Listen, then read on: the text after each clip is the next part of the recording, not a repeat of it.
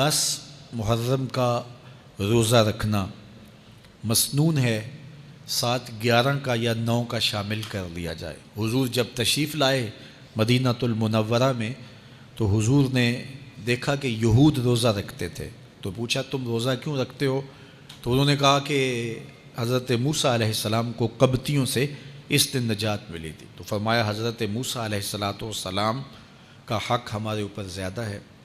تو حضور نے روزہ رکھا اور پھر فرمایا کہ اگلے سال اللہ نے چاہا تو ہم ساتھ ایک روزہ اور شامل کریں گے، تاکہ ان سے مشابہت نہ ہو جائے۔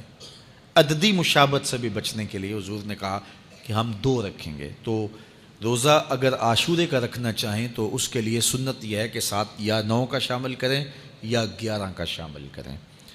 تو جو افضل ترین روزے ہیں ان میں سے عاشورے کے روزوں کا بھی شمار ہوتا ہے۔ تو اگر ممکن ہو تو جن کو اللہ نے صحت عطا کی ہے، تو آج کل اتنی شدت کی گرمی بھی باقی نہیں رہی، تو وہ یہ روزے رکھیں، ذکر و فکر کے اندر ان ایام کو گزاریں، اپنے والدین کی قبروں پر، اعزاء و اقرباء کی قبروں پر ہر جمعے کو جانا چاہیے۔ اس کے علاوہ بھی جب موقع ملے، یہ رواج جو پیدا ہو گیا ہے کہ 9 محرم کو یا 10 محرم کو مٹی ڈالنے کے لیے وہاں قبرستان میں جایا جاتا ہے، یہ 8 10 15 سال سے شروع ہوا ہے، جبکہ اس کی کوئی اصل نہیں ہے۔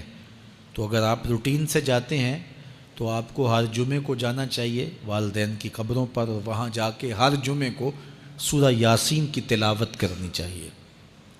تو سال کے بعد صرف 10 محرم کو یا 9 محرم کو جانا، یہ بہرحال اس دور کی ایجاد ہے، یہ کوئی مسنون نہیں ہے اور یہ کوئی سنت نہیں ہے۔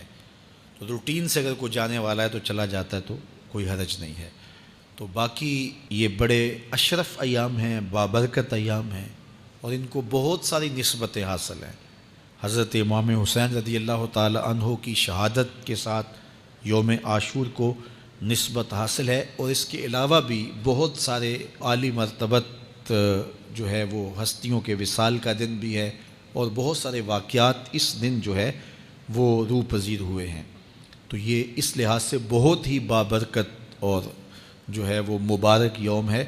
تو اس دن کو ذکر و فکر میں، عبادات میں بسر کیجئے گا، اور اپنی زندگی کی ایک ایک ساعت کو اللہ اور اس کے رسول کے نام پر لگا دینے کے جذبوں سے سرشار ہو کے زندگی گزاریے گا۔ حضرت امام پاک انہوں نے اپنی زندگی دین کے لیے قربان کر دی، تو یہ 10 محرم ہمیں سبق دیتا ہے، اور ہم اس دن عہد کرتے ہیں اگر انہوں نے اپنے بچے بھی قربان کر دیے اور اپنی اولادیں بھی بھوک اور پیاس میں قربان کر دیں، تو ہم بھی یہ عزم کریں اس دن کہ ہم اپنی ساری زندگی حضور کے نام لگائیں گے، حضور کے دین کے نام لگائیں گے۔